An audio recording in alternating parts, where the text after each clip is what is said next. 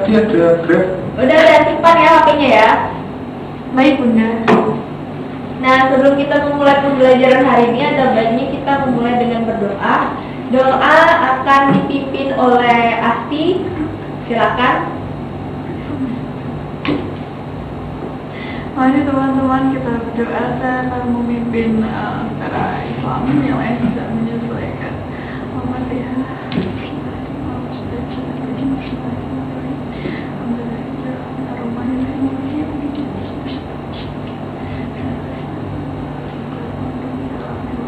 Amin. Terima kasih Asti. Sama-sama. Nah, hari ini kita akan belajar tentang peran tokoh-tokoh nasional dan daerah dalam memperjuangkan kemerdekaan Indonesia.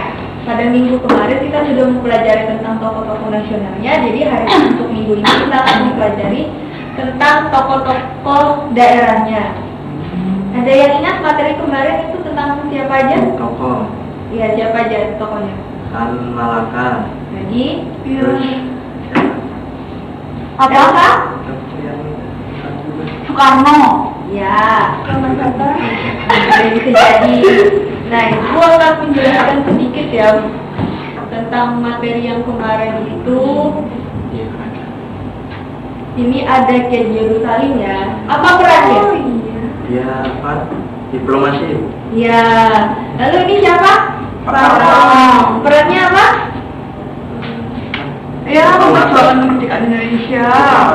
Nah, benar sekali. Apalagi ada lagi. Harusnya dia kalian harus tahu banyak dong tentang Ketua PKI. Nah, lagi kalau ini siapa? Sama Perannya apa? Pintar. radikal. Nah, sebelum kita memulai pembelajaran hari ini, aku ingin memberikan satu video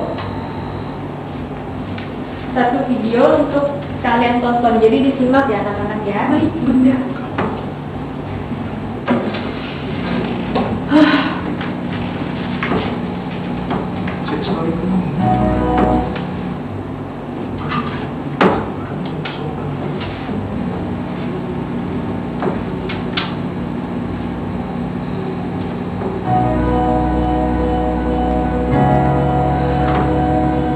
Kemerdekaan Indonesia tidak akan terlepaskan dari perjuangan para pahlawan kemerdekaan dalam menyingkirkan jajah dari tanah air tercinta. Atas dasar-dasarnya, negara mengangkat para pejuang tersebut sebagai pahlawan nasional.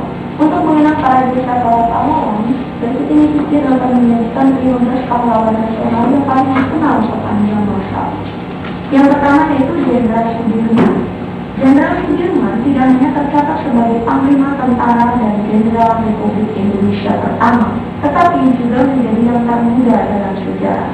Pada usia 31 tahun, Jenderal Sudirman sudah bergabung dalam para pahlawan kemerdekaan yang lain untuk berjuang mengusir penjajah Jepang, Belanda, dan Sekutu. Yang kedua yaitu Hasyim Asy'ari. Kiai Haji Muhammad Hasyim Asy'ari merupakan salah satu pahlawan nasional Indonesia sekaligus pendiri Nahdlatul Ulama, sebuah organisasi Islam di Indonesia. Hasyim Asy'ari juga dikenal sebagai intelektual Muslim yang mewarnai perjuangan kemerdekaan Indonesia dengan gagasan-gagasannya yang lestari hingga sekarang. Yang ketiga yaitu Pangeran Diponegoro. Pangeran Diponegoro berperan besar dalam memimpin Perang Jawa yang terjadi dalam kurun waktu 5 tahun, yaitu pada tahun 1825 hingga 1830. Perang ini berkobar di hampir seluruh daerah di Pulau Jawa dan merupakan salah satu perang terbesar yang pernah terjadi dalam sejarah perjuangan melawan Belanda. Walaupun berakhir dengan kemenangan Belanda, Pangeran Diponegoro sempat membuat Belanda mengalami kesulitan dan kerugian akibat gugurnya ribuan serdadu Belanda. Yang keempat yaitu Ki Hajar Dewantara. Raden Mas Suwardi Suryaningrat atau yang lebih dikenal dengan Ki Hajar Dewantara merupakan salah satu aktivis pergerakan kemerdekaan. Sepanjang hidupnya, Ki Hajar Dewantara telah berperan besar dalam pendidikan Indonesia. Perguruan Taman Siswa adalah salah satu hasil jeripayanya dalam memberikan kesempatan pendidikan bagi kaum pribumi Indonesia yang waktu itu hanya bisa dinikmati oleh masyarakat Belanda dan kalangan elit saja. Yang kelima yaitu Bung Tomo. Sutomo alias Bung Tomo adalah salah satu pahlawan nasional asal Surabaya Bung Tomo dikenal dengan aksi heroisme saat membangkitkan semangat arek-arek Surabaya dalam melawan kembali tentaranya dan Lensing di sipil administrasi atau Mika Belanda dalam pertempuran 10 November. Bung Tomo yang juga merupakan seorang jurnalis asal Surabaya ini juga dikenal dengan semboyan Merdeka atau Mati dalam pertempuran berdarah di Surabaya tersebut. Pertempuran Surabaya ini diperingati sebagai Hari Pahlawan. Yang kedua yaitu Sultan Syahrir. Sultan Syahrir merupakan salah satu pahlawan nasional Indonesia yang dikenal karena jasanya dalam mengorganisasi kemerdekaan Indonesia. Bersama dengan Bung Karno dan Bung Hatta, ketiganya disebut dengan Triumvirat Kemerdekaan Republik. Pada awal berdirinya Republik, Syahrir juga sempat menjabat sebagai Perdana Menteri. Yang ketujuh yaitu R.A. Kartini.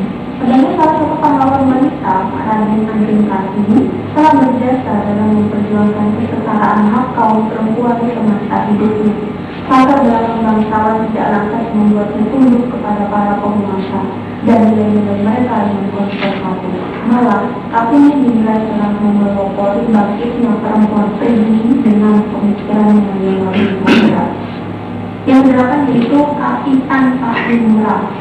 Thomas Magulansi atau yang lebih dikenal dengan Patimura adalah pahlawan bangsa yang berperan sebagai panglima perang dalam perlawanan rakyat Maluku dengan tentara VOC Belanda. Dengan wibawa dan kepemimpinannya, Patimura berhasil melakukan kerajaan Nusantara, tepatnya Ternate dan Tiduri, untuk menghadapi penjajah pada tahun 1817. Yang kesembilan yaitu Cut Nyak Dien, merupakan pahlawan nasional perempuan yang berasal dari Aceh. Pada masa perang Aceh, Cut Nyak Dien ikut melakukan perlawanan dengan memimpin rakyat Aceh untuk menyerang Belanda. Kematian Ibrahim Lamal yang merupakan suami pertamanya dalam perang tersebut telah mengobarkan tekad dan semangat Cut Nyak Dien untuk menghentikan penjajahan Belanda. Yang ke-10 yaitu Raden Dewi Sartika. Satu lagi pahlawan perintis kemerdekaan wanita Indonesia. Pendidikan dan ketentuannya sebagai keturunan ningrat menginspirasi Raden Dewi Sartika untuk memperjuangkan hak pendidikan kepada rakyat pribumi untuk membangun sekolah khusus wanita. Yang ke-11 yaitu Sultan Hasanuddin. Dijuluki sebagai ayah jantan dari timur, Sultan Hasanuddin adalah salah satu pahlawan kemerdekaan Indonesia yang berasal dari Sulawesi Selatan. Setelah Nusantara menjadi sultan dari kerajaan Goa, ia berupaya menggabungkan kerajaan-kerajaan kecil Indonesia Timur dan memberikan perlawanan yang cukup sengit kepada pihak kompeni Belanda. Yang ke-12 yaitu Tan Malaka, salah satu pahlawan perintis kemerdekaan Indonesia yang sering dilupakan jasanya. Beliau berperan besar dalam perlawanan terhadap kolonialisme bangsa Belanda. Pemikirannya yang tertuang dalam berbagai tulisan telah menginspirasi Soekarno, Hatta, dan Syahrir, serta tokoh-tokoh pergerakan nasional lainnya untuk memperjuangkan kemerdekaan bangsa Indonesia dari para penjajah. Yang ke-13 yaitu Martha Christina Tiahahu. Pahlawan nasional kemerdekaan Indonesia berikutnya ini merupakan anak dari Kapitan Paulus Tiahahu yang turut membantu Kapitan Patimura dalam perlawanan terhadap Belanda pada tahun 1817. Martha Tiahahu adalah satu dari segelintir perempuan yang terjun ke medan perang secara langsung. Usianya yang masih muda tidak membuatnya gentar dan takut dalam memperjuangkan kemerdekaan Indonesia. Yang ke-14 yaitu Muhammad Hatta. Muhammad Hatta yang biasa dikenal sebagai Bung Hatta adalah salah seorang pahlawan nasional yang berperan besar dalam proklamasi kemerdekaan Indonesia. Semangat patriotisme Bung Hatta telah tumbuh sejak ia masih muda dengan partisipasinya sebagai aktivis, anggota dari organisasi pergerakan nasional, hingga menjadi negarawan yang turut mendampingi Soekarno untuk memperjuangkan Indonesia dari penjajahan Belanda. Yang ke-15 yaitu Soekarno. Berbicara tentang pahlawan kemerdekaan nasional Indonesia tidak bisa dilakukan tanpa sang proklamator kemerdekaan itu sendiri. Insinyur Soekarno adalah presiden pertama Indonesia yang juga berperan sebagai pencetus dasar negara Pancasila yang kita gunakan saat ini. Bersama dengan Muhammad Hatta, Soekarno merupakan tokoh penting yang telah menginspirasi Indonesia dalam perjuangan mencapai kemerdekaan. Dan selanjutnya, Bagus. Sharing.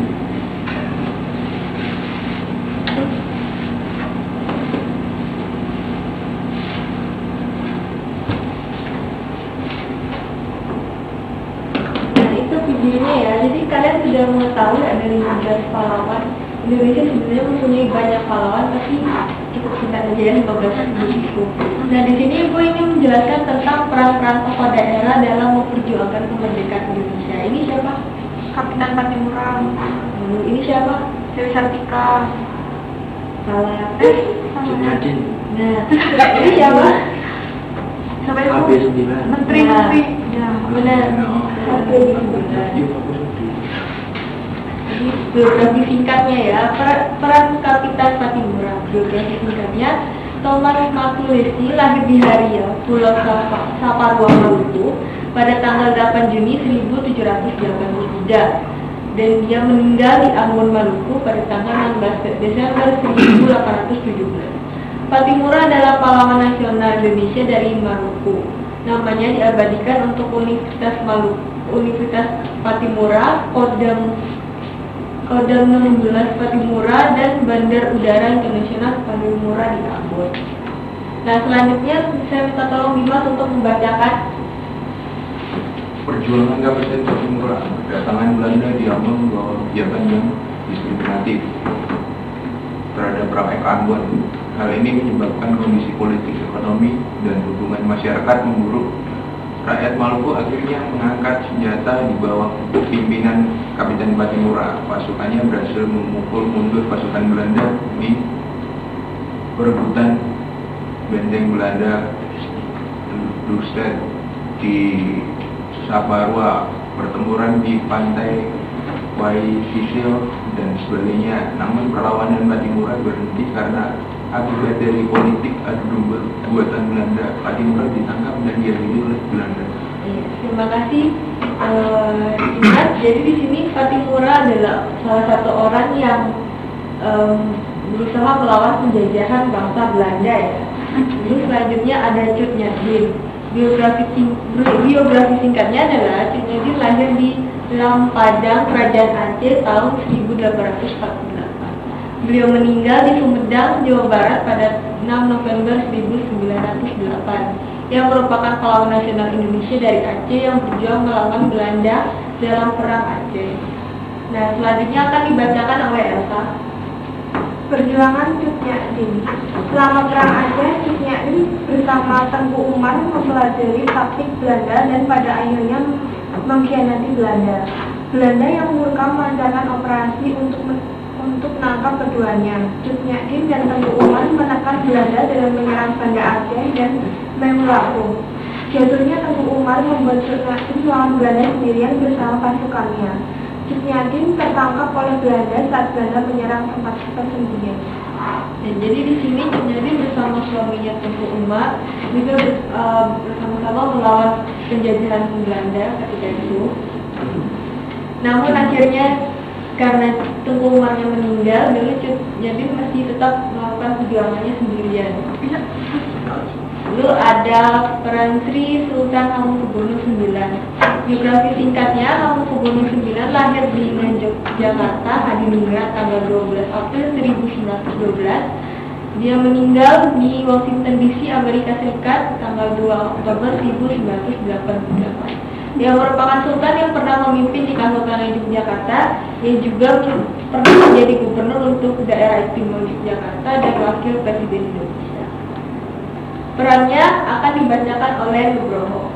Perjuangan Sri Sultan Hamengkubuwono IX, yaitu menjadi gubernur DIY, menjabat sebagai Menteri Dalam Negeri, menjadi donatur perjuangan kemerdekaan, menjadi salah satu delegasi diplomatik Indonesia termasuk di KMB, menolak bekerja sama dengan Belanda selama agresi militer 1, berperan dalam serangan umum 1 Maret 1949, menampung para tentara RI saat serangan umum 1 Maret di kediamannya, menjabat sebagai wakil presiden dan menjadi perintis pergerakan Pramuka Nasional.